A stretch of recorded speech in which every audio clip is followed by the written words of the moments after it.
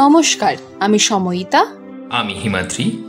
আপনাদের সকলকে জানাই রবীন্দ্র জয়ন্তীর আন্তরিক শুভেচ্ছা আর অভিনন্দন। আজ সেই উপলক্ষে গল্পকারের নতুন নিবেদন বিশ্বকবি রবীন্দ্রনাথ ঠাকুর রচিত স্ত্রীর পত্র। তাহলে কানে চটপট ইয়ারফোন লাগিয়ে নিন আর মন দিয়ে শুনুন আমাদের আজকের নিবেদন স্ত্রীর পত্র।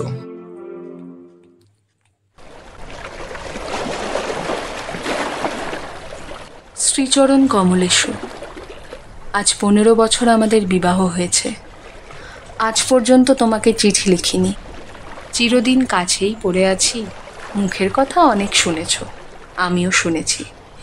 চিঠি লেখবার মতো ফাঁকটুকু পাওয়া যায়নি। আজ আমি এসেছি তীর্থ করতে শ্রীক্ষেত্রে।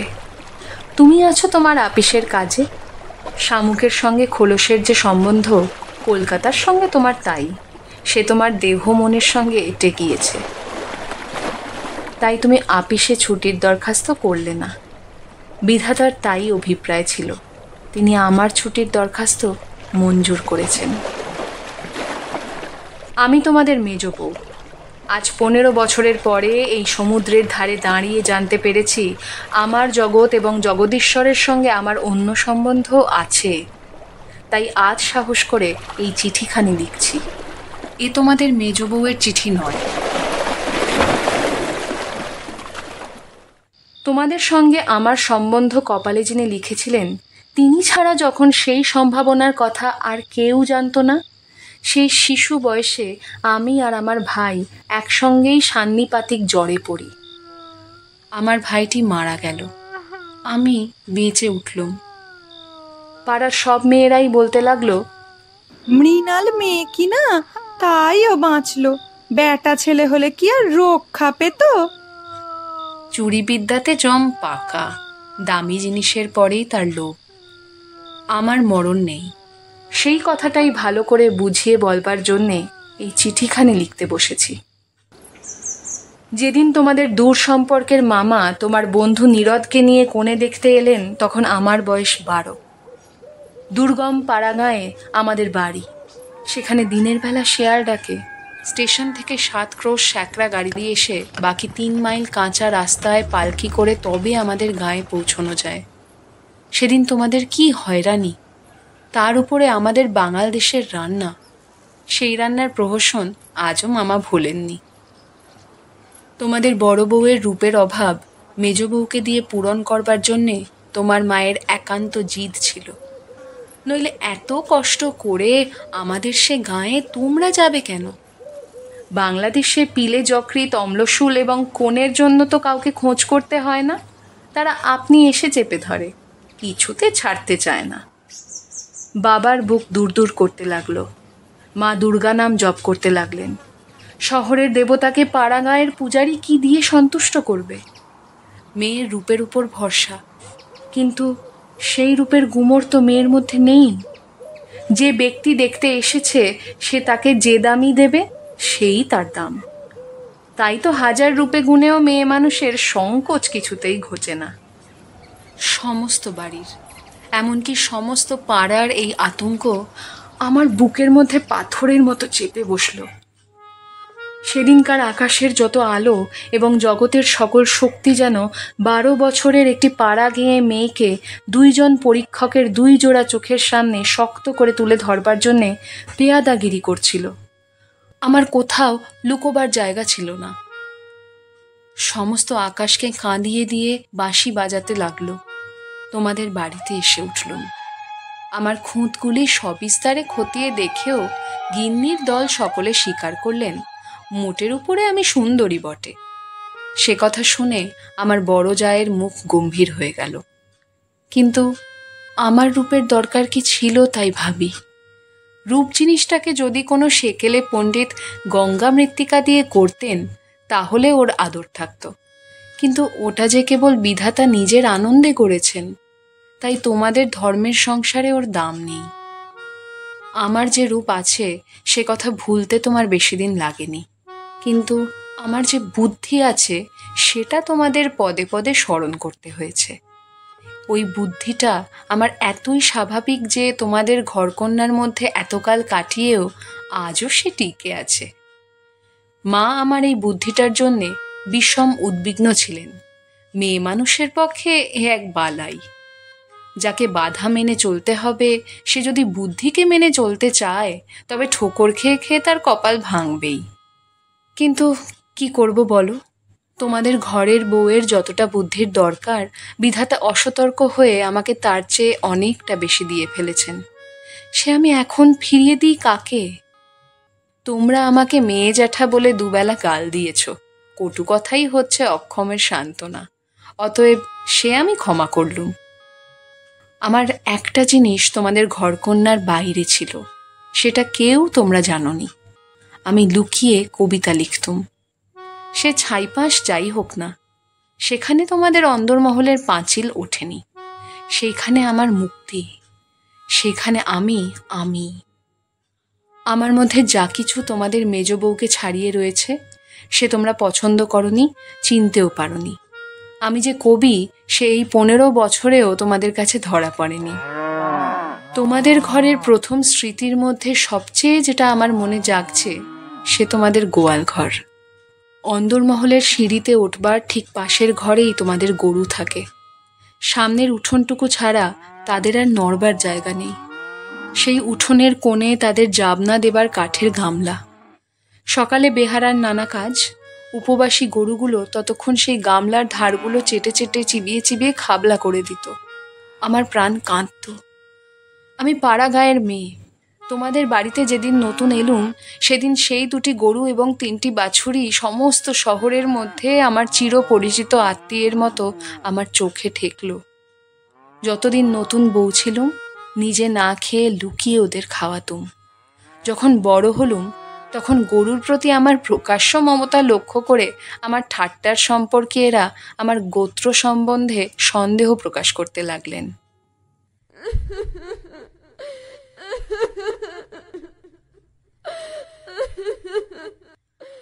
আমার মেয়েটি জন্ম নিয়েই মারা গেল। আমাকেও সে সঙ্গে যাবার সময় ডাক দিয়েছিল। সে যদি বেঁচে থাকতো, তাহলে সেই আমার জীবনে যা কিছু বড়, যা কিছু সত্য, সমস্ত এনে দিত। তখন মেজ বউ থেকে একেবারে মা হয়ে বসতুম। মা যে এক সংসারের মধ্যে থেকেও বিশ্ব সংসারের। মা হবার দুঃখটুকু পেলুম, কিন্তু মা হবার মুক্তিটুকু পেলুম না। মনে আছে, ইংরেজ ডাক্তার এসে আমাদের অন্দর দেখে আশ্চর্য হয়েছিল এবং আঁতুর ঘর দেখে বিরক্ত হয়ে বকাবকি করেছিল। সদরে তোমাদের একটুখানি বাগান আছে, ঘরে সাজসজ্জা আসবাবের অভাব নেই, আর অন্দরটা যেন পশমের কাজের উল্টো পিঠ। সেদিকে কোনো লজ্জা নেই, স্ত্রী নেই, সজ্জা নেই। সেদিকে আলো মিটমিট করে চলে, হাওয়া চোরের মতো প্রবেশ করে। উঠোনের আবর্জনা নড়তে চায় না, দেওয়ালের এবং মেঝের সমস্ত কলঙ্ক অক্ষয় হয়ে বিরাজ করে। কিন্তু ডাক্তার একটা ভুল করেছিল। সে ভেবেছিল এটা বুঝি আমাদের অহরাত্র দুঃখ দেয়। ঠিক উল্টো, অনাদর জিনিসটাই ছাইয়ের মতো। সে ছাই আগুনকে হয়তো ভিতরে ভিতরে জমিয়ে রাখে, কিন্তু বাইরে থেকে তার তাপটাকে বুঝতে দেয় না। আত্মসম্মান যখন কমে যায়, তখন অনাদরকে তো অন্যায্য বলে মনে হয় না। সেই জন্য তার বেদনা নেই। তাই তো মেয়ে মানুষ দুঃখ বোধ করতেই লজ্জা পায়। আমি তাই বলি, মেয়ে মানুষকে দুঃখ পেতেই হবে, এইটে যদি তোমাদের ব্যবস্থা হয়, তাহলে যতদূর সম্ভব তাকে অনাদরে রেখে দেওয়াই ভালো। আদরে দুঃখের ব্যথাটা কেবল বেড়ে ওঠে। যেমন করেই রাখো, দুঃখ যে আছে এ কথা মনে করবার কথাও কোনোদিন মনে আসেনি। আঁতুর ঘরে মরণ মাথার কাছে এসে দাঁড়ালো, মনে ভয়ই হলো না। জীবন আমাদের কীই বা যে মরণকে ভয় করতে হবে? আদরে যত্নে যাদের প্রাণের বাঁধন শক্ত করেছে, মরতে তাদেরই বাঁধে।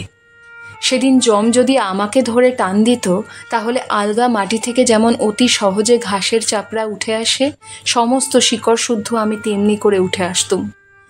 বাঙালির মেয়ে তো কথায় মরতে যায়, কিন্তু এমন মরায় বাহাদুরিটা কি? মরতে লজ্জা হয়, আমাদের পক্ষে ওটা এতটাই সহজ।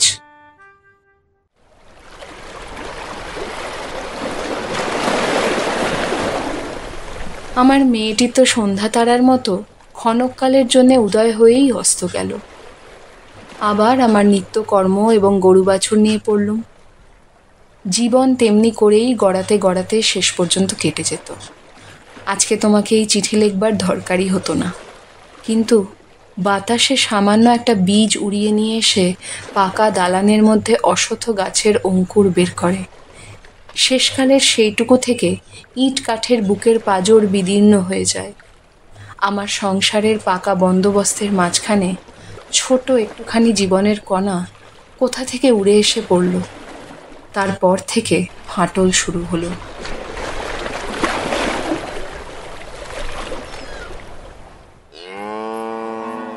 বিধবা মার মৃত্যুর পরে আমার বড় জায়ের বোন বিন্দু তার খুড়তুতো ভাইদের অত্যাচারে আমাদের বাড়িতে তার দিদির কাছে এসে যেদিন আশ্রয় নিলে, তোমরা সেদিন ভাবলে এ আবার কোথাকার আপদ। আমার পোড়া স্বভাব, কি করব বলো। দেখলুম তোমরা সকলেই মনে মনে বিরক্ত হয়ে উঠেছ। সেই জন্যেই এই নিরাশ্রয় মেয়েটির পাশে আমার সমস্ত মন যেন একেবারে কোমর বেঁধে দাঁড়ালো। পরের বাড়িতে পরের অনিচ্ছাতে এসে আশ্রয় নেওয়া, সে কত বড় অপমান। দায়ে পড়ে সেও যাকে স্বীকার করতে হলো, তাকে কি একপাশে ঠেলে রাখা যায়? তারপরে দেখলুম আমার বড় জায়ের দশা। তিনি নিতান্ত দরদে পড়ে বোনটিকে নিজের কাছে এনেছেন, কিন্তু যখন দেখলেন স্বামীর অনিচ্ছা, তখন এমনই ভাব করতে লাগলেন যেন এ তার এক বিষম বালাই, একে যেন দূর করতে পারলেই তিনি বাঁচেন। এই অনাথা বোনটিকে মন খুলে প্রকাশ্যে স্নেহ দেখালেন, সে তার সাহস হলো না। তিনি পতিব্রতা। তার এই সংকট দেখে আমার মন আরও ব্যথিত হয়ে উঠল।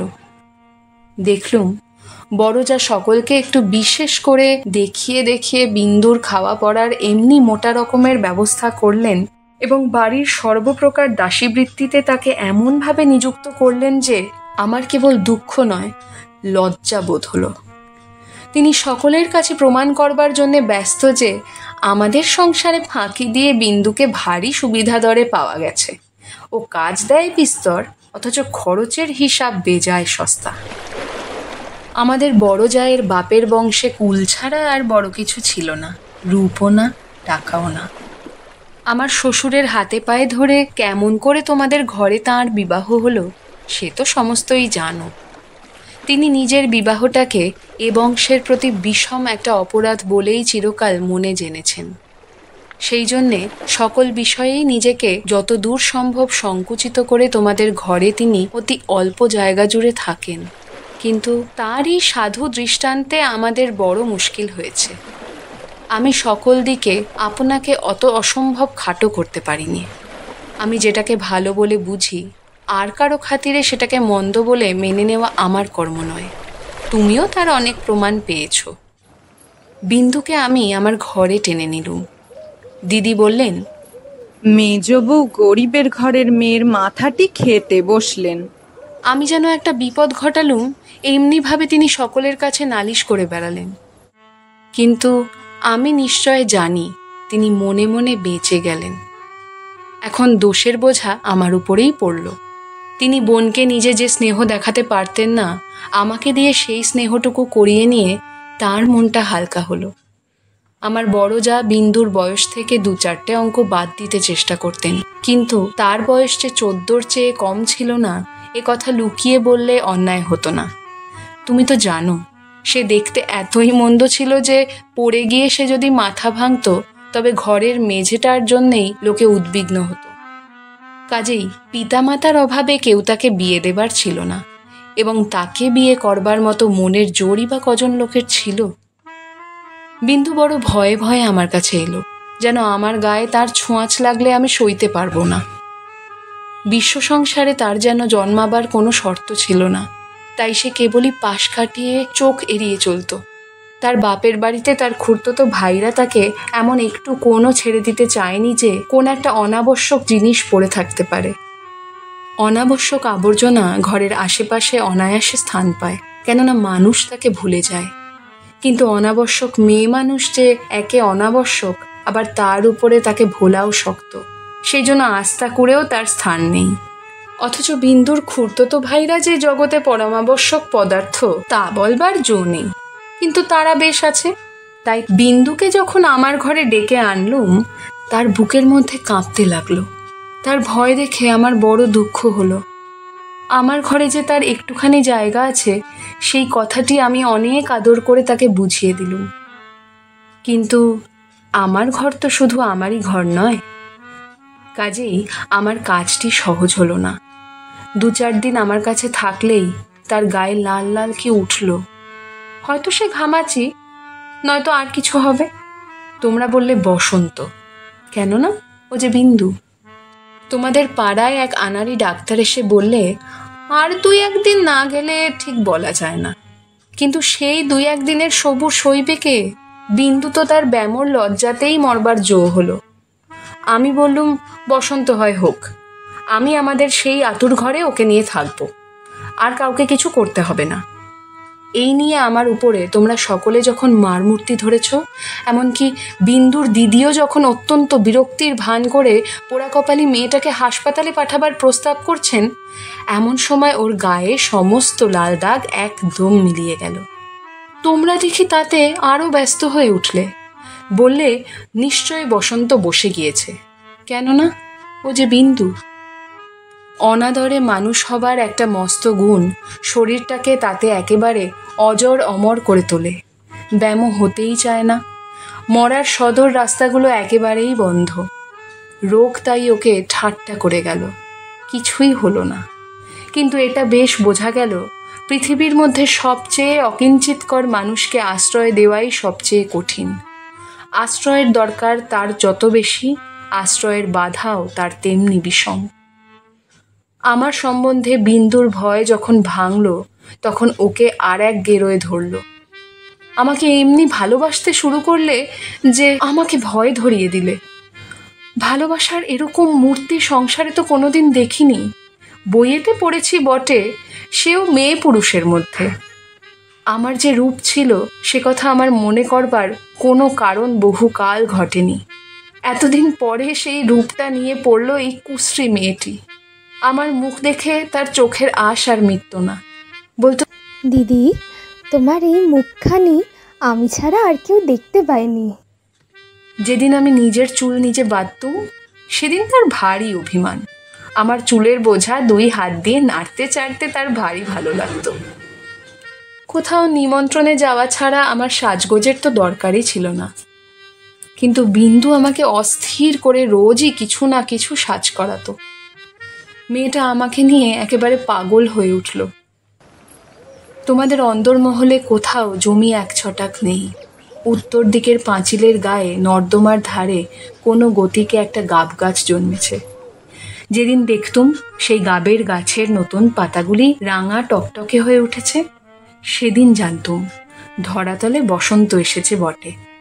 আমার ঘরকন্যার মধ্যে ওই অনাদৃত মেয়েটার চিত্ত যেদিন আগাগোড়া এমন রঙিন হয়ে উঠল, সেদিন আমি বুঝলুম হৃদয়ের জগতেও একটা বসন্তের হাওয়া আছে।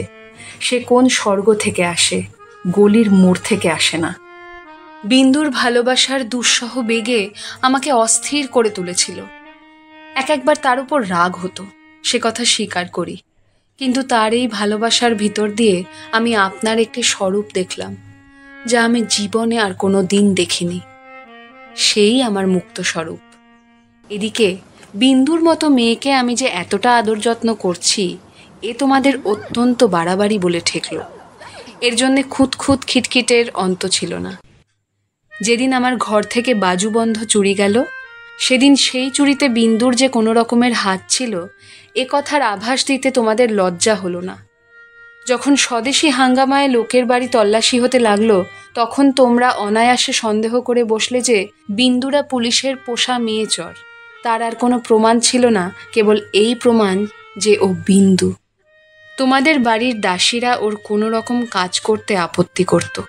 তাদের কাউকে ওর কাজ করবার ফরমাশ করলে ও মেয়েও একেবারে সংকোচে যেন আড়ষ্ট হয়ে উঠত।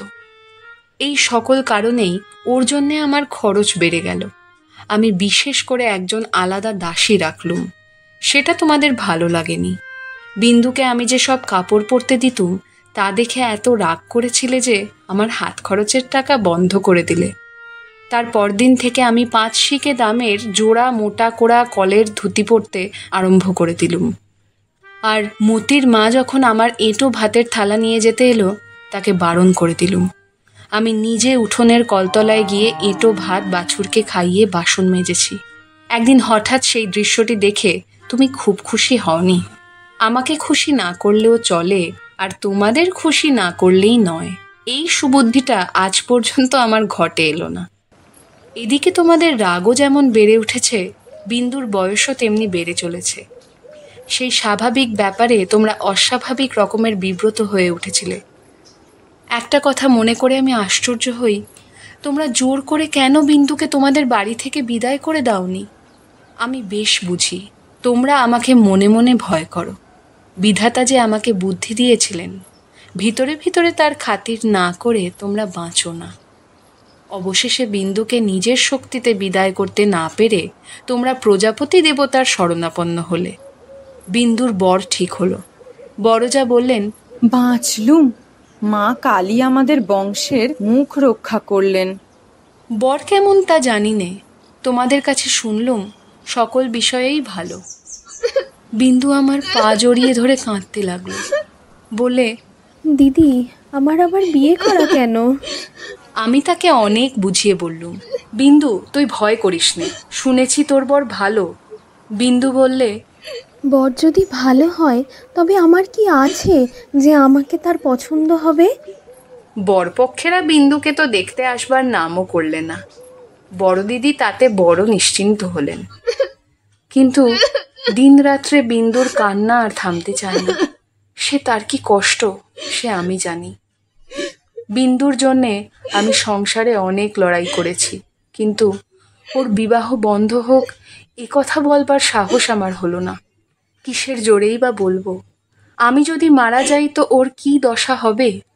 একে তো মেয়ে, তাতে কালো মেয়ে, কার ঘরে চললো ওর কি দশা হবে সে কথা না ভাবাই ভালো। ভাবতে গেলে প্রাণ কেঁপে ওঠে। বিন্দু বললে, দিদি, বিয়ের আর 5 দিন আছে, এর মধ্যে আমার মরণ হবে নাকি? আমি তাকে খুব ধমকে দিলুম, কিন্তু অন্তর্যামী জানেন যদি কোনো সহজভাবে বিন্দুর মৃত্যু হতে পারত তাহলে আমি আরাম বোধ করতুম। বিবাহের আগের দিন বিন্দু তার দিদিকে গিয়ে বললে, দিদি, আমি তোমাদের গোয়াল ঘরে পড়ে থাকবো, আমাকে যা বলবে আমি তাই করব। আমি তোমাদের পায়ে পড়ি, আমায় এমন করে ফেলে দিও না। কিছুকাল থেকে লুকিয়ে লুকিয়ে দিদির চোখ দিয়ে জল পড়ছিল, সেদিনও পড়ল। কিন্তু শুধু হৃদয় তো নয়, শাস্ত্রও আছে। তিনি বললেন, জানিস তো বিন্দি, পতি হচ্ছে স্ত্রীলোকের গতি মুক্তি সব। কপালে যদি দুঃখ থাকে তো কেউ খণ্ডাতে পারবে না। আসল কথা হচ্ছে কোনো দিকে কোনো রাস্তাই নেই। বিন্দুকে বিবাহ করতেই হবে, তারপরে যা হয় তা হোক। আমি চেয়েছিলুম বিবাহটা যাতে আমাদের বাড়িতেই হয়, কিন্তু তোমরা বলে বসলে বরের বাড়িতেই হওয়া চাই। সেটা তাদের কৌলিক প্রথা। আমি বুঝলুম বিন্দুর বিবাহের জন্য যদি তোমাদের খরচ করতে হয় তবে সেটা তোমাদের গৃহদেবতার কিছুতেই সইবে না। কাজেই চুপ করে যেতে হলো। কিন্তু একটি কথা তোমরা কেউ জানো না। দিদিকে জানাবার ইচ্ছে ছিল, কিন্তু জানাইনি, কেননা তা হলে তিনি ভয়েই মরে যেতেন। আমার কিছু কিছু গয়না দিয়ে আমি লুকিয়ে বিন্দুকে সাজিয়ে দিয়েছিলুম। বোধ করি দিদির চোখে সেটা পড়ে থাকবে, কিন্তু সেটা তিনি দেখেও দেখেননি। দোহাই ধর্মের, সেজন্য তোমরা তাকে ক্ষমা করো। যাবার আগে বিন্দু আমাকে জড়িয়ে ধরে বললে, দিদি, আমাকে তাহলে তোমরা নিতান্তই ত্যাগ করলে?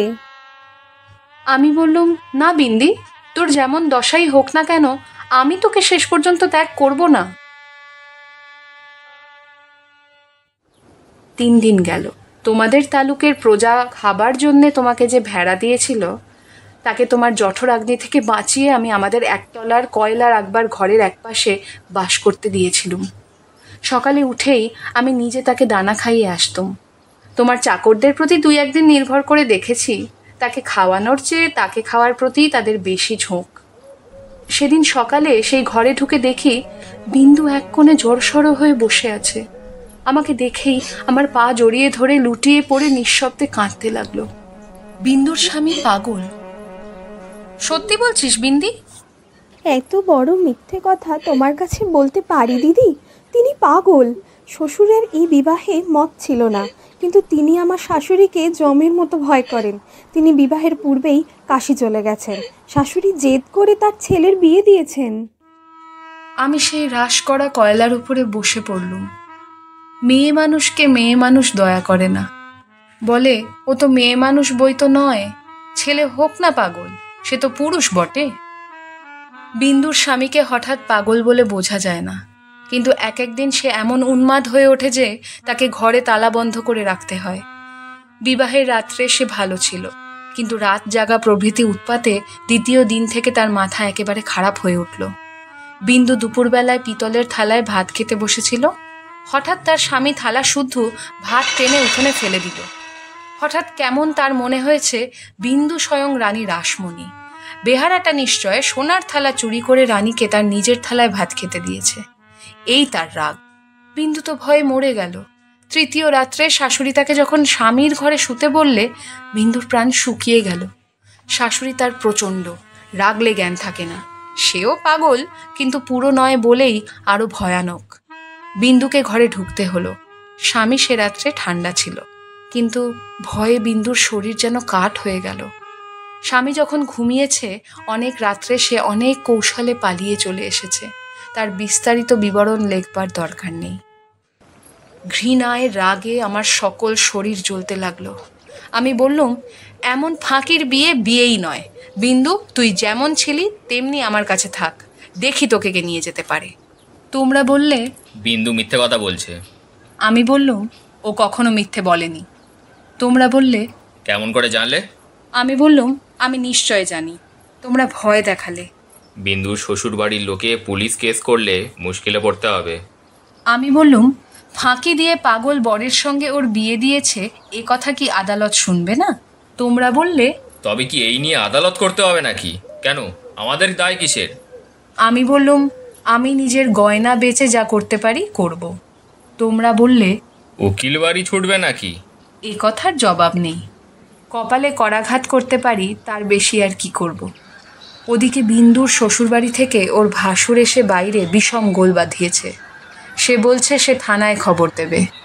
আমার যে কি জোর আছে জানি নে, কিন্তু কসাইয়ের হাত থেকে যে গরু প্রাণ ভয়ে পালিয়ে এসে আমার আশ্রয় নিয়েছে, তাকে পুলিশের তাড়ায় আবার সেই কসাইয়ের হাতে ফিরিয়ে দিতেই হবে, এ কথা কোনো মতেই আমার মন মানতে পারল না। আমি স্পর্ধা করে বললুম, তা দিক থানায় খবর। এই বলে মনে করলুম বিন্দুকে এই বেলা আমার শোবার ঘরে এনে তাকে নিয়ে ঘরে তালাবদ্ধ করে বসে থাকি। খোঁজ করে দেখি বিন্দু নেই। তোমাদের সঙ্গে আমার বাদ প্রতিবাদ যখন চলছিল, তখন বিন্দু আপনিই বাইরে গিয়ে তার ভাসুরের কাছে ধরা দিয়েছে। বুঝেছে এ বাড়িতে যদি সে থাকে, তবে আমাকে সে বিষম বিপদে ফেলবে। মাঝখানে পালিয়ে এসে বিন্দু আপন দুঃখ আরও বাড়ালে। তার শাশুড়ির তর্ক এই যে তার ছেলে তো ওকে খেয়ে ফেলছিল না। মন্দ স্বামীর দৃষ্টান্ত সংসার দুর্লভ নয়, তাদের সঙ্গে তুলনা করলে তার ছেলে যে সোনার চাঁদ। আমার বড় যা বললেন, ওর পোড়া কপাল, তা নিয়ে দুঃখ করে কি করব? তা পাগল হোক ছাগল হোক, স্বামী তো বটে। কুষ্ঠরোগীকে কোলে করে তার স্ত্রী বেশ্যার বাড়িতে নিজে পৌঁছে দিয়েছে। সতীসাধ্যের সেই দৃষ্টান্ত তোমাদের মনে জাগছিল। জগতের মধ্যে অধমতম কাপুরুষতার এই গল্পটা প্রচার করে আসতে তোমাদের পুরুষের মনে আজ পর্যন্ত একটুও সংকোচ বোধ হয়নি। সেই জন্যই মানব জন্ম নিয়েও বিন্দুর ব্যবহারে তোমরা রাগ করতে পেরেছ। তোমাদের মাথা হেঁট হয়নি। বিন্দুর জন্যে আমার বুক ফেটে গেল, কিন্তু তোমাদের জন্যে আমার লজ্জার সীমা ছিল না। আমি তো পাড়া গেয়ে মেয়ে, তার উপরে তোমাদের ঘরে পড়েছি। ভগবান কোন ফাঁক দিয়ে আমার মধ্যে এমন বুদ্ধি দিলেন? তোমাদের এই সব ধর্মের কথা আমি যে কিছুতেই সইতে পারলুম না।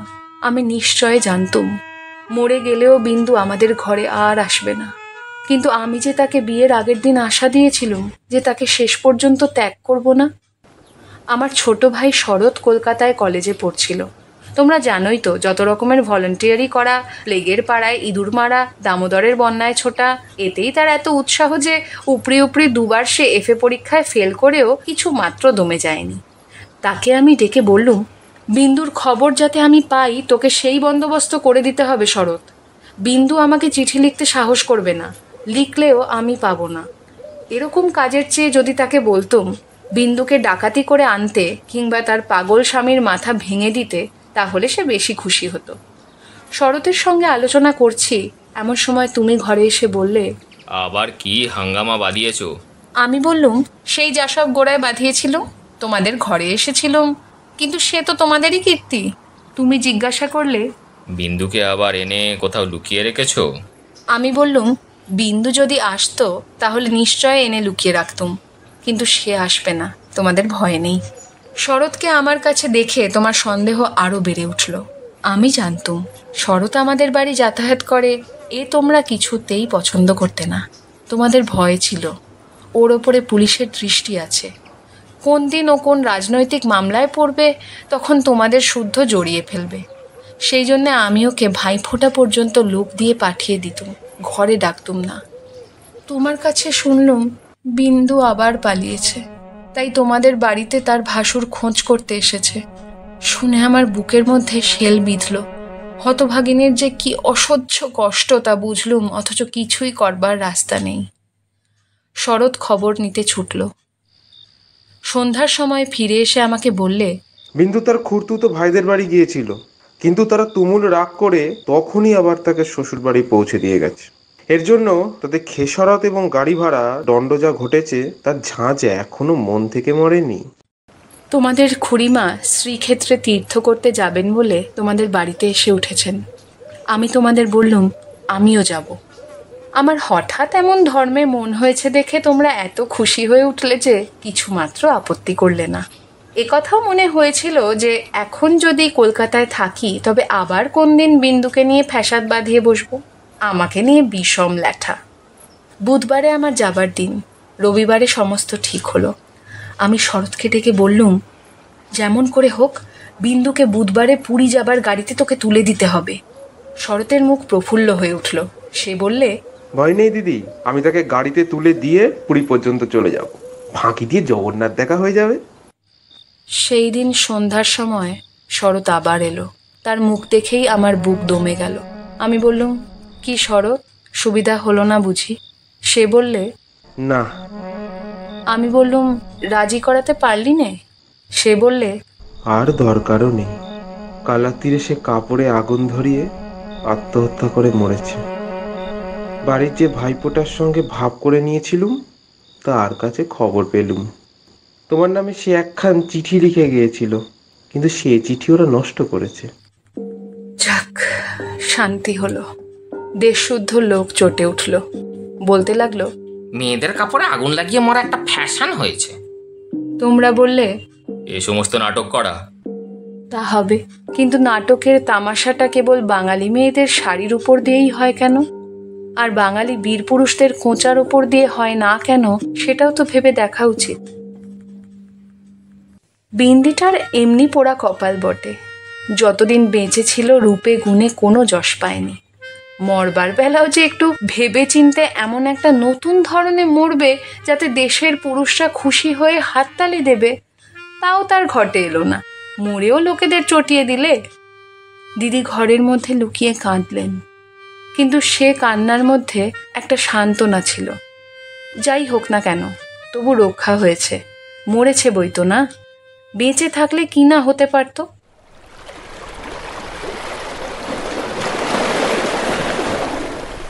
আমি তীর্থে এসেছি, বিন্দুর আর আসবার দরকার হলো না, কিন্তু আমার দরকার ছিল। দুঃখ বলতে লোকে যা বোঝে তোমাদের সংসারে তা আমার ছিল না। তোমাদের ঘরে খাওয়া পড়া অসচ্ছল নয়। তোমার দাদার চরিত্র যেমন হোক, তোমার চরিত্রে এমন কোনো দোষ নেই যাতে বিধাতাকে মন্দ বলতে পারি। যদি বা তোমার স্বভাব তোমার দাদার মতোই হতো, তাহলেও হয়তো মোটের উপর আমার এমনিভাবেই দিন চলে যেত, এবং আমার সতীসাধ্যী বড় জায়ের মতো পতিদেবতাকে দোষ না দিয়ে বিশ্বদেবতাকেই আমি দোষ দেবার চেষ্টা করতুম। অতএব তোমাদের নামে আমি কোনো নালিশ উত্থাপন করতে চাইনি। আমার এই চিঠি সেজন্যে নয়। কিন্তু আমি আর তোমাদের সেই 27 নম্বর মাখন বড়ালের গলিতে ফিরব না। আমি বিন্দুকে দেখেছি। সংসারের মাঝখানে মেয়ে মানুষের পরিচয়টা যে কি তা আমি পেয়েছি। আর আমার দরকার নেই। তারপরে এও দেখেছি, ও মেয়ে বটে, তবু ভগবান ওকে ত্যাগ করেননি। ওর উপরে তোমাদের যত জোরই থাক না কেন, সে জোরের অন্ত আছে। ও আপনার হতভাগ্য মানব জন্মের চেয়ে বড়। তোমরাই যে আপন ইচ্ছামতো আপন দস্তুর দিয়ে ওর জীবনটাকে চিরকাল পায়ের তলায় চেপে রেখে দেবে, তোমাদের পা এত লম্বা নয়। মৃত্যু তোমাদের চেয়ে বড়। সেই মৃত্যুর মধ্যেই সে মহান। সেখানে বিন্দু কেবল বাঙালি ঘরের মেয়ে নয়, কেবল খুড়তুতো ভাইয়ের বোন নয়, কেবল অপরিচিত পাগল স্বামীর প্রবঞ্চিত স্ত্রী নয়, সেখানে সে অনন্ত। সেই মৃত্যুর বাঁশি এই বালিকার ভাঙা হৃদয়ের ভিতর দিয়ে আমার জীবনের যমুনা পাড়ে যেদিন বাজল, সেদিন প্রথমটা আমার বুকের মধ্যে যেন বান বিঁধল। বিধাতাকে জিজ্ঞাসা করলুম, জগতের মধ্যে যা কিছু সবচেয়ে তুচ্ছ, তাই সবচেয়ে কঠিন কেন? এই গলির মধ্যকার চারিদিকে প্রাচীর তোলা নিরানন্দের অতি সামান্য বুদবুদটা এমন ভয়ঙ্কর বাধা কেন? তোমার বিশ্বজগৎ তার 6 ঋতুর সুধাপাত্র হাতে করে যেমন করেই ডাক দিক না, এক মুহূর্তের জন্যে কেন আমি এই অন্দরমহলটার এইটুকু মাত্র চৌকাঠ পেরোতে পারি নে? তোমার এমন ভুবনে আমার এমন জীবন নিয়ে কেন ওই অতি তুচ্ছ ইট কাঠের আড়ালটার মধ্যেই আমাকে তিলে তিলে মরতেই হবে? কত তুচ্ছ আমার এই প্রতিদিনের জীবনযাত্রা, কত তুচ্ছ এর সমস্ত বাধা নিয়ম, বাধা অভ্যাস, বাধা বুলি, এর সমস্ত বাধা মার। কিন্তু শেষ পর্যন্ত সেই দীনতার নাগপাশ বন্ধনেরই হবে জিত। আর হার হলো তোমার নিজের সৃষ্টি ওই আনন্দলোকের। কিন্তু মৃত্যুর বাঁশি বাজতে লাগলো। কোথায় রে রাজমিস্ত্রির গড়া দেওয়াল? কোথায় রে তোমাদের ঘোড়ো আইন দিয়ে গড়া কাটার বেড়া? কোন দুঃখে, কোন অপমানে মানুষকে বন্দি করে রেখে দিতে পারে? ওই তো মৃত্যুর হাতে জীবনের জয় পতাকা উঠছে। ওরে মেজ বউ, ভয় নেই তোর। তোর মেজ বউয়ের খোলস ছিন্ন হতে এক নিমেষও লাগে না।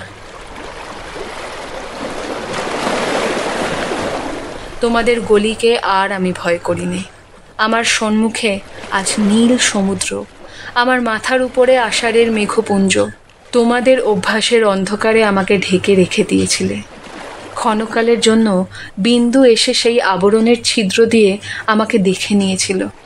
সেই মেয়েটাই তার আপনার মৃত্যু দিয়ে আমার আবরণখানা আগাগোড়া ছিন্ন করে দিয়ে গেল। আজ বাইরে এসে দেখি আমার গৌরব রাখবার আর জায়গা নেই। আমার এই অনাদৃত রূপ যার চোখে ভালো লেগেছে, সেই সুন্দর সমস্ত আকাশ দিয়ে আমাকে চেয়ে দেখছেন। এইবার মরেছে মেজ বউ। তুমি ভাবছো আমি মরতে যাচ্ছি?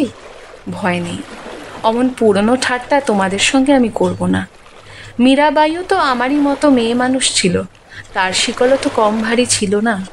তাকে তো বাঁচবার জন্যে মরতে হয়নি। মীরাবাই তার গানে বলেছিল, ছাড়ুক বাপ, ছাড়ুক মা, ছাড়ুক যে যেখানে আছে, মীরা কিন্তু লেগেই রইল, প্রভু তাতে তার যা হবার তা হোক। এই লেগে থাকাই তো বেঁচে থাকা। আমিও বাঁচব, আমি বাঁচলুম। তোমাদের চরণ তলাশ্রয় ছিন্ন মৃণাল।